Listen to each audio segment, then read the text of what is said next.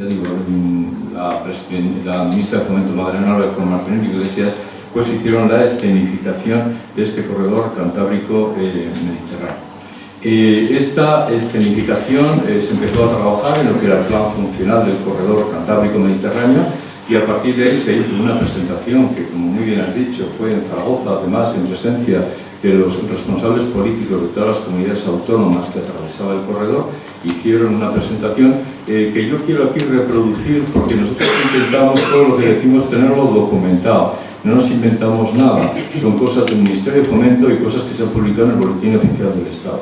Y cuando yo digo que si lo que se publica en el Boletín Oficial del Estado no se lleva a efecto, es que realmente estamos comprometiendo la arquitectura institucional del Estado. Entonces lo que vamos a reproducir aquí es la presentación que se hizo de este corredor cantábrico mediterráneo por el ministro de Fomento José Blanco el 4 de noviembre de 2009.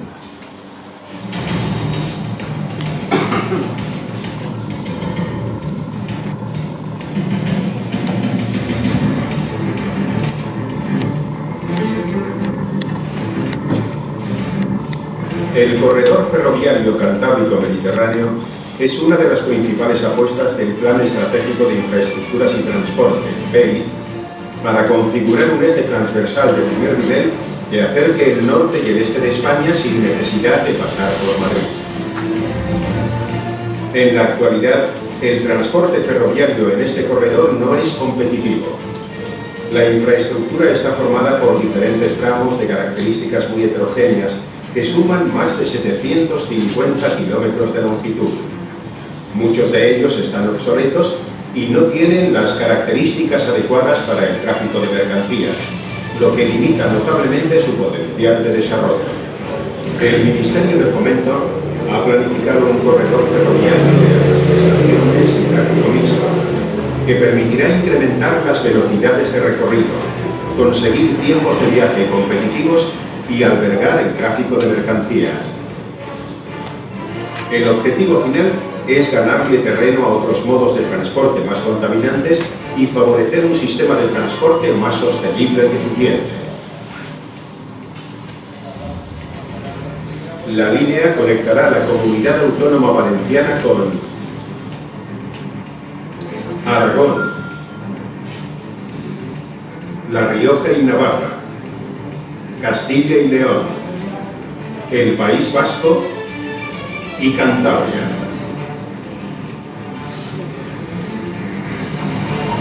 Con su puesta en servicio, los tiempos de viaje se reducirán a menos de la mitad.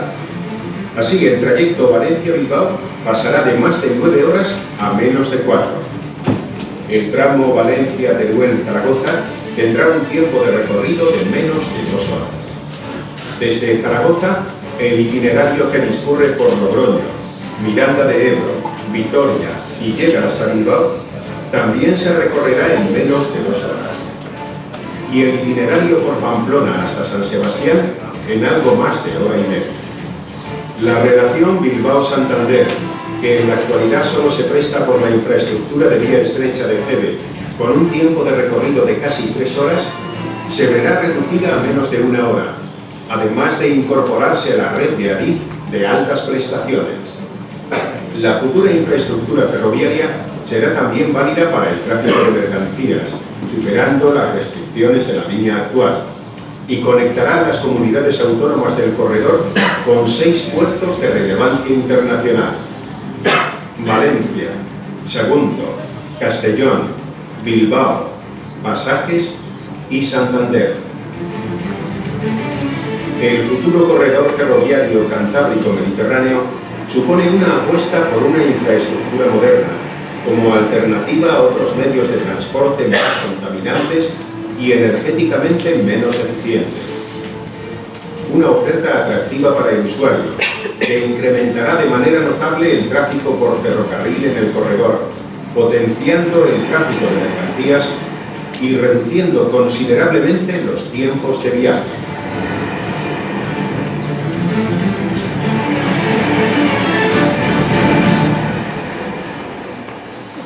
Bien, esto es lo que se presentó en Zaragoza el 4 de noviembre de 2009 por el ministro de Fomento y que se publicó posteriormente el estudio funcional. Entre el 2004 y el 2009 se hizo el estudio funcional de todo el corredor.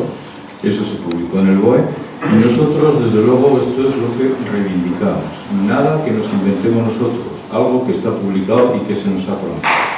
¿Qué ha pasado con esta presentación? Pues hay dos partes muy diferenciadas. La parte comprendida entre Zaragoza y el Cantábrico, pues ha seguido precisamente el desarrollo que viene aquí. Y entonces yo recuerdo que en unas jornadas sobre el corredor que vino el ministro Íñigo de Serna, entonces yo me entretuve al hacer la presentación que hizo PowerPoint, me dediqué a sumar, y entonces entre Zaragoza y el Cantábrico, para el corredor tal como está aquí, eran más de 12.000 millones lo que el Ministerio de Fomento tenía comprometido. Y entonces me acuerdo que Aurelio Martínez en aquel momento fue, por supuesto, el que arrancó los mayores aplausos de toda una jornada que duró casi 5 horas, cuando dijo, sí, yo aquí, como yo digo, ellos de las personas más listas que he conocido, Aurelio, ahí. Y decía, sí, está el ministro Íñigo de Serna, sí, yo veo aquí, muchísimos millones, de Zaragoza para arriba, más de 12.000 millones, pero de Zaragoza para abajo veo muy poquitos, casi nada, Y bueno, eso fue un momento que yo para mí los tengo grabado ahí, y se lo dijo al ministro, es decir, la gente hay que valorarlo también cuando dice las cosas a la cara, porque en este tipo de reuniones a veces hay mucho postureo, se dicen cosas por decir. Lo dijo así de claro, yo lo digo siempre, él está aquí, sabe que es cierto lo que digo. Bien, sin embargo, en base a este corredor Cantábrico-Mediterráneo, doble vía electrificada, altas prestaciones y uso mixto, viajeros y mercancías, de Zaragoza a Teruel Sagunto hay 0 euros comprometidos, no 386 millones, 0 euros comprometidos. ¿Por qué decimos 0 euros comprometidos? Porque entre Zaragoza y el Cantábrico en estos momentos la mayor parte del recorrido tiene una doble vía electrificada. Parte va por Logroño, parte por Pamplona, doble vía electrificada. Y nosotros, ¿qué tenemos aquí? Pues lo que tenemos es una vía proyectada en el siglo XIX, vía única, ancho ibérico, sin electrificar, unas rampas que, más que en el puerto de Pajares, en un robo tiene 23 milésimas, los tenemos 24 milésimas, y entonces hay que diferenciar. Corredor es esto que hemos visto, corredor es lo que se está previsto de invertir por Fomento entre Zaragoza y Cantábrico, y lo que Fomento en estos momentos tiene previsto de invertir entre Zaragoza y Teruel Sagunto es 0 euros. ¿Qué ha ocurrido aquí? Lo que ha ocurrido es que salieron 2 estudios informativos. Sabéis que para que haya un proyecto de ejecución de obras, si me equivoco, yo me dedico a la medicina, los ingenieros me corregís, primero tiene que haber un estudio informativo, en el cual el estudio informativo se dan diferentes opciones de un determinado trazado. Y al final, según el estudio de impacto ambiental, el costo, se toma la decisión de uno determinado. Pues bueno, se hicieron 2 estudios informativos. Uno, Teruel Sagunto. ¿Qué pasó con este estudio informativo? Que caducó. Y el otro estudio informativo entre Teruel y Zaragoza. ¿Qué pasó con ese estudio informativo? Lo desconocemos. Yo siempre pregunto, por favor, ¿alguien me puede decir dónde está ese estudio informativo? Que se publicó en el BOE, que se adjudicó a una empresa. Nadie sabe nada, por eso nosotros decimos que es un proyecto, un estudio informativo que está missing, está desaparecido. Entonces, la realidad que tenemos del corredor Cantábrico-Mediterráneo, tramo Zaragoza-Teruel Sagunto, 0 euros invertidos, 0 euros previstos por Fomento, 2 estudios informativos, uno caducado y otro desaparecido. Y el caducado llevaba 2 años caducado. Y nadie, cuando digo nadie, digo nadie, de nuestros representantes políticos, en el Senado, en el Congreso, de varias legislaturas, yo no quiero señalar aquí a nadie, nadie dijo qué pasa con ese estudio informativo cuando es la infraestructura probablemente más importante de la provincia de Teruel. Nadie dijo nada. Y nosotros, pues dijimos, ¿qué pasa con este estudio informativo? Entonces, pues bueno, alguien se nos ofreció en un partido político, al final nos salió rana cuando era la pregunta comprometida, y coincidió aquí pues Manuel Villegas de Ciudadanos y un congresista de Teruel, pues Rodrigo Gómez, dijo, oye, ¿qué queréis plantear? Pues queremos saber a través de la mesa del Congreso que nos digan qué pasa con este estudio. Ningún problema, nos ofrecemos a... Entonces se hicieron la pregunta y dice, está caducado, pero llevaba 2 años caducado. Y yo digo, alguien en su sano juicio, y miro aquí a Valencia, y miro aquí al responsable ahora un poquito del corredor, que está recientemente nombrado, Adán Piñero, alguien en su sano juicio el tramo Castellón-Tarragona, que estuviera en el estudio informativo del corredor mediterráneo 2 años caducado, nadie me hubiera dicho nada? ¿A que no? ¿Por qué? Pues porque no ha habido interés. Ni ha habido interés por parte del gobierno de la Generalitat Valenciana, ni ha habido interés por parte del gobierno de Aragón, ni ha habido interés tampoco por los gobiernos centrales. ¿Por qué? Eso nos lo tendrán que explicar. Cuando algo no se quiere hacer, puede haber mucho interés en que algo no se haga, y alguien tiene también mucho interés en que eso no se haga. Yo creo que el interés de que algo no se haga, tenemos que mirar hacia el este nuestro, hacia el este. Bueno, dicho esto, continuamos ahora de cuál es la situación que nosotros tenemos de nuestra vía, la vía, o llamémosla como queramos, entre Zaragoza y Teruel y Sagunto. Pues hay 2 tramos ya totalmente diferenciados. Uno, entre Teruel y Sagunto. Yo aquí siempre cito a Francesc Sánchez, yo se lo dije. Digo, Francesc Sánchez, lo siento, pero yo te voy a hacer famoso con esta expresión tuya y donde vaya, lo diré. Como se lo dije en la primera reunión que tuvimos estupenda con la autoridad portuaria en Valencia, pues en unas jornadas, y dijimos, del 28 de noviembre del 17, jornadas logísticas de plataformas en Zaragoza, dijo textualmente: la línea ferroviaria entre Teruel y Sagunto está muchísimo peor que hace 100 años, totalmente abandonada. En estos momentos el Ministerio de Fomento tiene previsto invertir más de 300 millones de euros para crear un entorno mínimamente competitivo. No será el corredor ideal, pero servirá para dar servicio a las empresas un mínimo para poder funcionar. Lo he cogido textualmente, O sea que no, aquí no añadimos ni ponemos ni quitamos. ¿Qué pasa con la otra parte del trayecto vía entre Teruel y Zaragoza? Pues como al hacer el AVE, la alta velocidad entre Madrid y Barcelona, como norma, todas las capitales de provincia tenían que estar unidas a la alta velocidad, dijeron, bueno, pues vamos a hacer 2 ramales, el ramal Huesca-Zaragoza y el ramal Teruel-Zaragoza. El ramal entre Huesca y Zaragoza se hizo y funciona. Si tú te montas por la mañana en el AVE, en Huesca, y vas a Madrid y vuelves por la tarde estupendamente. ¿Qué ocurrió aquí con la alta velocidad a 220 km por hora entre Teruel y Zaragoza? Pues que a la hora de llegar a las zonas conflictivas, que muy bien nos has dicho, Carmen Real Ferrolera y Villarreal de Huelva a Zaragoza, dijeron, esto cuesta mucho dinero y aquí vamos a ver esto cómo lo manejamos. Como se va a hacer un corredor cantábrico-mediterráneo, ¿cómo se va a hacer? Pues estas zonas las dejamos sin hacer por no gastar un dinero que va a ser necesario y esperaremos a que se haga el corredor. Entonces se dejaron sin hacer. ¿Qué hicieron? Pues pusieron ahí balasto, pusieron traviesas polivalentes, pusieron los carriles, pero ¿qué pasa? Que no tocaron ni los terraplenes ni los drenajes. Y ahí es donde tenemos esta imagen ya histórica nuestra, donde un tractor agrícola con aperos, y no es un tren, me refiero, no, normal, pues adelanta tranquilamente un tren muy bueno, un 599, un tren que puede ir a 200 km por hora, está limitado aquí a 160, lo adelanta. Es decir, que lo que es, en teoría, la alta velocidad Teruel-Zaragoza a 220 km por hora, se ha transformado en la vía con la velocidad media comercial más baja de España, a 76 km por hora. Y los que de vez en cuando hemos cogido el ferrocarril lo comprobamos. Bien, dicho esto, diferenciando perfectamente que entre Zaragoza y Sagunto hay 2 cosas muy diferenciadas y el corredor cantábrico-mediterráneo, pues vamos a continuar otro hito importante, este negativo.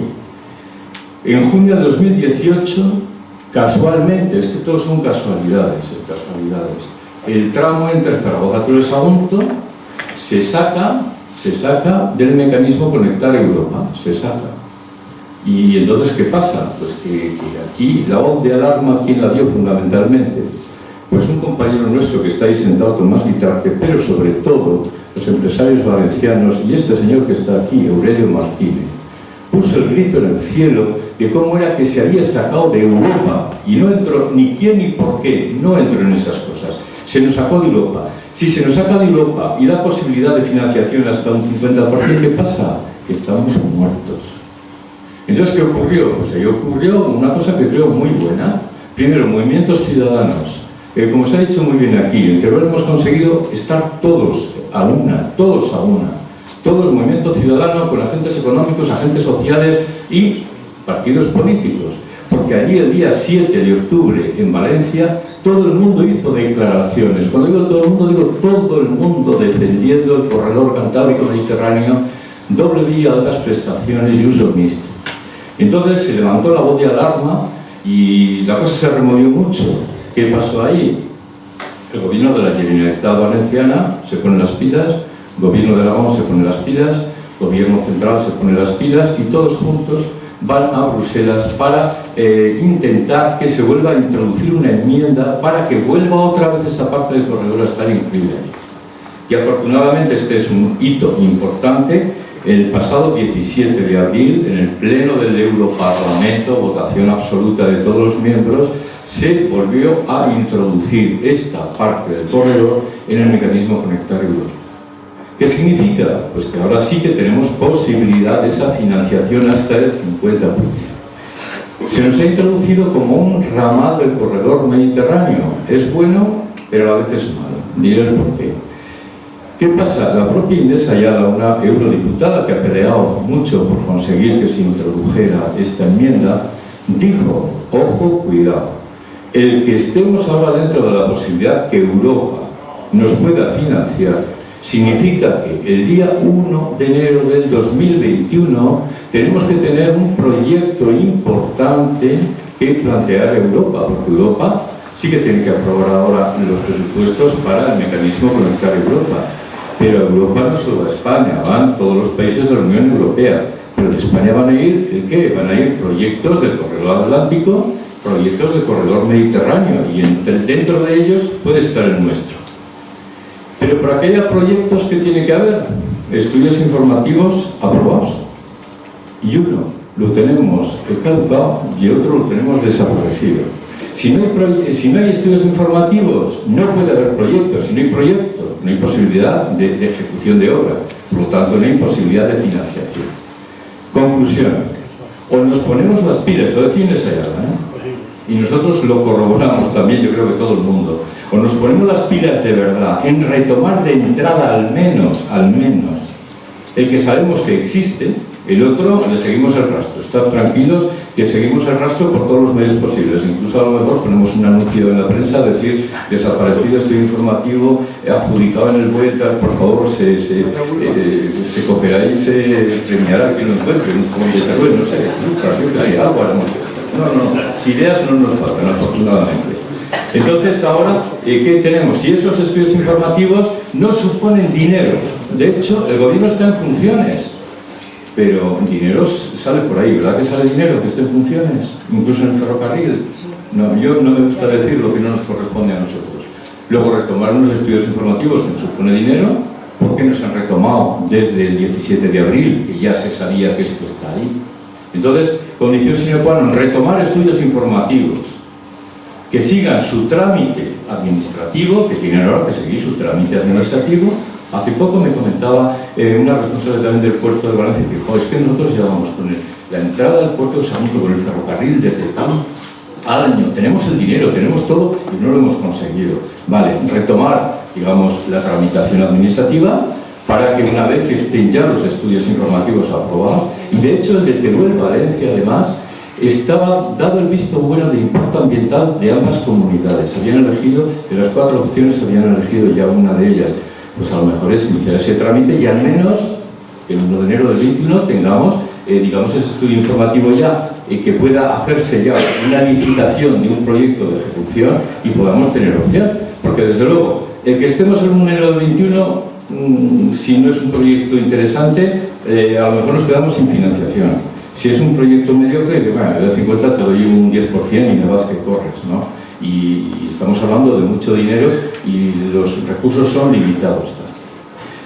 Bien, dicho esto, yo sí que hablaría de lo que es el cerco de Teruel. Acabo ya rápidamente, el cerco de Teruel. Yo creo que el cerco de Teruel no fue el cerco de la guerra, el cerco de Teruel es este que tenemos ahora. Estamos absolutamente rodeados de la alta velocidad, tanto de viajeros como de mercancías, Estamos justo en el centro de los 4 polos de máximo desarrollo de España, en el mismo centro. Y sin embargo tenemos un aislamiento absoluto desde el punto de vista del ferrocarril. Pero la situación del ferrocarril, ¿cómo se está planteando ahora? Pues Aurelio lo decía, la primera vez que te escuché decía, es que yo soy egoísta y cuando defiendo esto es porque me interesa a mí. Lo dijo en el Hotel Cristina. Y es cierto. ¿Y qué está ocurriendo? Pues que lo que se está planteando aquí con la vía esta entre Zaragoza y Los Segundos es exclusivamente para mercancías. Si cogemos los estudios informativos, los estudios encargados por la Patronal Valenciana, yo me los he leído, tanto de la Universidad Politécnica de Valencia como el último TRN, creo que era TRN, de Ingeniería, los dos estudios concluyen casi lo mismo, pero es que concluyen hasta la misma cantidad que hay que invertir. Yo creo que Fomento se ha molestado poco en hacer nada, ha cogido los estudios y es que coinciden en nada. Entonces, ¿qué dicen? Pues que hay que hacer 4 cosas. La primera, el tren tierra, control del tráfico centralizado. Esto me refiero solo de mercancías, hecho. Segundo, aumentar la capacidad portante de 20 a 22,5 toneladas, hecho. Tercero, apartaderos. Está en fase de realización. Y cuarto, electrificación de la línea. Pero no hay ningún estudio reciente de viabilidad de viajeros, ni de potencialidad que tiene el corredor para viajeros. Alguien comentaba aquí el Estrella Sol de Levante. Ese coche, Carlos Muñoz, que está allí, es compañero de Renfe, fantástico, ha llevado ese tren con 2 máquinas, decía hasta 22 vehículos llevaba, y llevaba hasta 2 plataformas para las personas que iban durmiendo en ese tren, tenían su propio coche, eran llevados en las plataformas. Es decir, que nadie nos venga ahora diciendo que este corredor, la viabilidad, eso quedó demostrado, 11 millones de habitantes. Y para finalizar, como no sabíamos exactamente el número de toneladas que pasaban por aquí, por Teruel, por la A23, y claro, Europa dice que en el año 30, el 30% de las mercancías que se transportan en este momento por carretera tienen que ir en distancias de mayores de 300 kilómetros, tienen que ir por ferrocarril o por transporte fluvial. Transporte fluvial en España la verdad es que no existe, por tanto tienen que ir por ferrocarril. Estuvimos en contacto con responsables del Ministerio de Fomento, tenían el dato del número de vehículos ligeros y pesados, pero no de toneladas. Estuvimos hablando con el responsable de la Jefatura Provincial de Tráfico, tampoco tenía el dato, y dijimos, nosotros tenemos que ir con datos. Entonces, con la colaboración inestimable de los gerentes de las áreas de servicio de La Puebla de Valverde y de Villafranca, hicimos una encuesta entre 527 camioneros para que nos dijeran cuántos viajes iban de vacío, de cargado, el número de toneladas que llevaban los vehículos, hacia dónde se dirigían. Y en base a ese estudio, lo resumo, están pasando por la A23 en este momento 133.000 toneladas brutas día. Son 48 millones de toneladas año. La mayoría van hacia el norte, la mayoría de ese volumen de toneladas. Lo que nos interesa, si hacemos caso a Europa, en estos momentos tendrían que pasar 60 trenes diarios por Teruel, 40 de mercancías que deberían pasar de esas de la autovía, 4 que están pasando de media diariamente por lo que han mejorado las condiciones, 8 que van derivadas por Madrid y por Tarragona, sobre todo los que transportan bobinas y los metalúrgicos, y los de viajeros. En definitiva, serían en torno a 60 trenes diarios en este momento. En el año 30, ¿cuántos deberían pasar? Más de 70 trenes diarios. 70 trenes diarios, vía única, aunque esté electrificada, con rampas de 24 milésimas, y el trazado de la vía, como se ha dicho muy bien, no insisto en ello, eso es imposible de que puedan pasar esos trenes con un mínimo de garantía y de seguridad. Por lo tanto, ya concluimos. Lo que tenemos ahora en estos momentos es una vía que se está haciendo un mantenimiento que no se ha hecho en los últimos, yo diría, casi 20 años. La limitación a 30 por hora en Arenales de Mueres hoy, para mí es lo más escandaloso del mundo, o sea, esa no se aprecia, pero hay 200 metros solo en la vía por un problema de un terraplén, que lleva más de 6 años la limitación a 30 por hora. Hemos calculado un mínimo de 17.500 trenes tienen que reducir drásticamente la velocidad, que allí sí que puede ir a 160 por hora, un 599, llega a 160 km por hora y de repente se tiene que poner a 30 por hora para atravesar 200 metros. alguien en su sano juicio, vuelvo a decir, la alta velocidad Madrid-Barcelona hubiera una limitación a 60 km por hora, 200 metros y en 6 años no se hubiera arreglado? Pues bueno, esto da un poco la idea de que ha habido un abandono total de mantenimiento. Lo que se está haciendo ahora, afortunadamente, es arreglar lo que no se ha hecho para poner la vía entre Zaragoza y el Sagunto en un mínimo de garantías, como bien decía Aurelio, para las mercancías. Con esto nos apañamos un poquito. Pero es que la proyección, no lo ha dicho él, ni tampoco lo han comentado del puerto de Bilbao, Andima, pero Valencia creo que tiene previsto aumentar de 2.250.000 contenedores año, quiere aumentar a 12 millones más o menos, o sea, de 2,5 millones quiere aumentar a 12 millones, y en Bilbao se nos dijo que estaba pendiente de aumentar la superficie del puerto en 60 hectáreas. ¿Puede ser así? Vale, bien, tenemos los datos ahí, claro.